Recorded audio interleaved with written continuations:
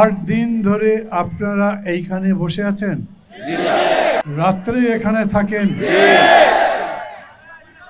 আপনাদের খাওয়া দাওয়ার ব্যবস্থা কি?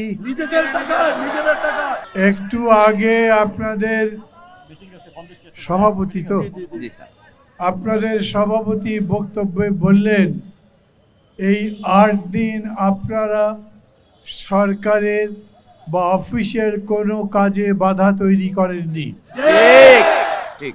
গ্রাহকদের রীতিমতো সেবা দিয়েছেন। আমি সরকারের কাছে জানতে চাই এত ভালো কর্মচারী কোথায় পাবেন?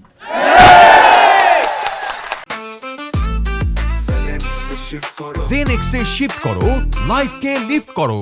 মানুষের কোনো দুর্ভোগ হয়েছে না, মানুষের পথ চলতে কষ্ট হয়েছে না, অথচ দেখেন এই সরকার ইতিমধ্যেই বলেছে আমাদের কাজে বাধা তৈরি করবার চেষ্টা করা হলে আমরা জনগণকে নিয়ে তাদের প্রতিরোধ করব।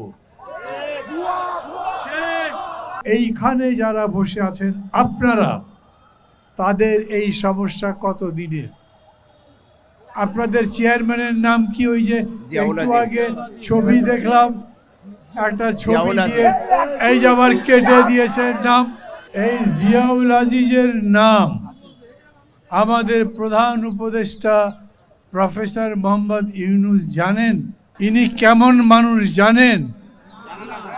যদি পল্লী বিদ্যুতের চেয়ারম্যান কেমন তাই প্রধান উপদেষ্টা না জানেন, তো 9 মাস ধরে বসে বসে উনি কি করেছেন?